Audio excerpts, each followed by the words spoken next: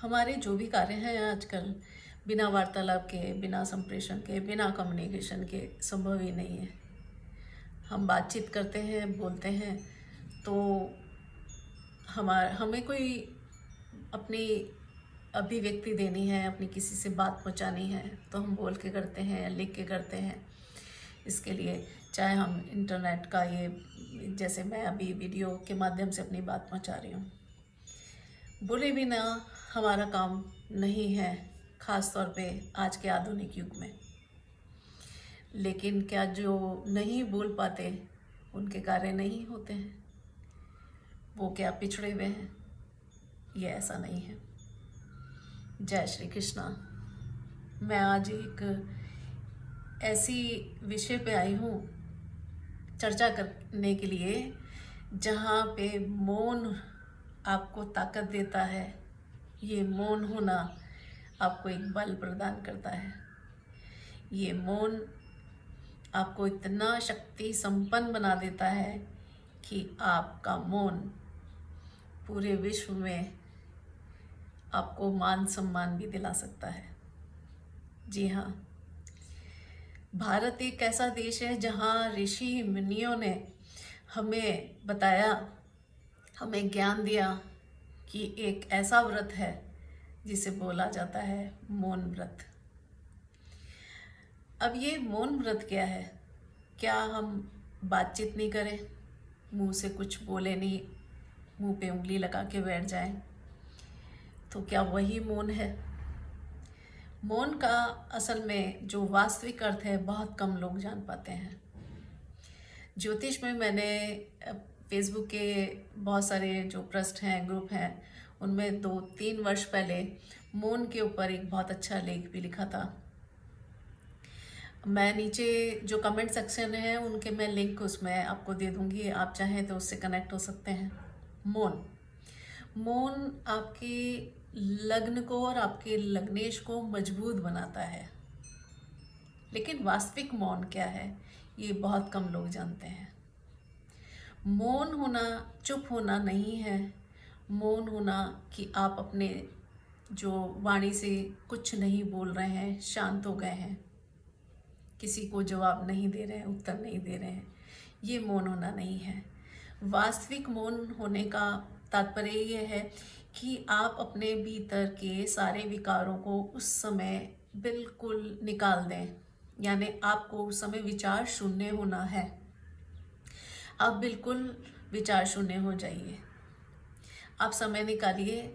कुछ लोग कहेंगे कि हम कामकाजी हैं, हम कार्य करते हैं, हमारा तो काम ही यही है कम्युनिकेशन करना। कुछ लोग कहेंगे हम कस्टमर एग्जीक्यूटिव हैं, कुछ कहेंगे कि हम तो रिसेप्शनिस्ट हैं, हम रात दिन टेलीफोन इस पे लगे रहते हैं, और कुछ कहेंगे हम मोटिवेशनल स्पीकर हैं, बिना बोले हमारा काम नहीं चलता है।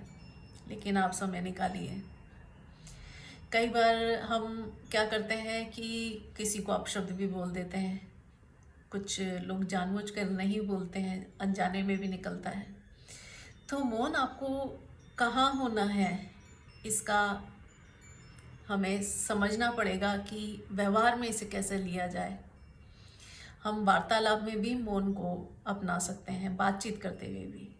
यानी सबसे पहले तो अपने जो भीतर किसी के प्रति जो आपकी द्वेष है, ईर्ष्या है, कोई भी विकार, यानी हमारे 6 प्रकार के रिपु शत्रु हैं जो कुंडली में, ज्योतिष में भी जो छठा भाव है वहाँ से उसे षड रिपु यानी देखे जाते हैं, वो शत्रु भाव कहलाता है। तो शत्रु आपके कौन से हैं?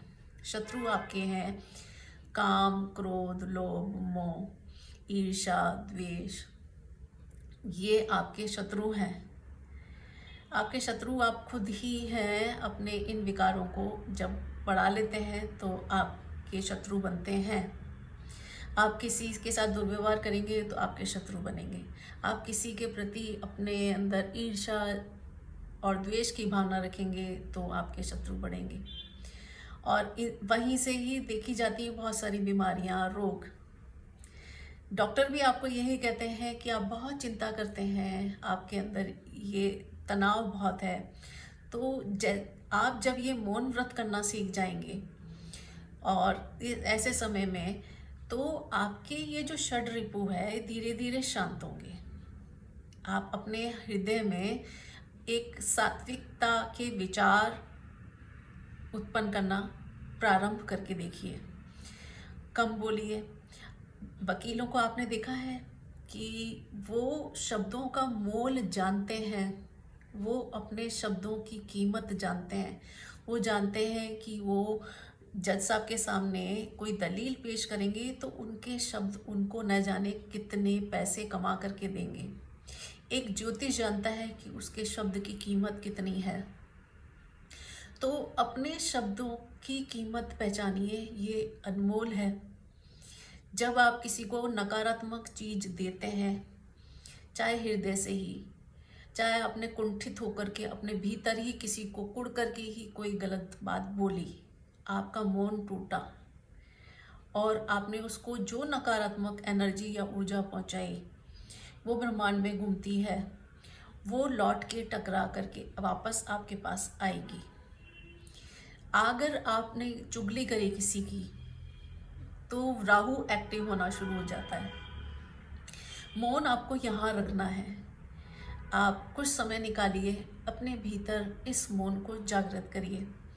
जब आप इस मौन को जागृत करते हैं तो आपका लग्नेश मजबूत होता है, आपके अंदर के ये सारे विकार मिटते हैं, तो आपका लग्नेश इतना स्ट्रांग और मजबूत हो जाता है कि आपको सम्मान मिलना शुरू होता है और आपका ऑरा मंडल इतना लुभावना और आकर्षक बन जाता है कि लोग आपकी बात को मानते हैं, सम्मान देते हैं और आपके भीतर एक गुरुत्व की जो शक्ति है वो जागृत होनी शुरू होती है।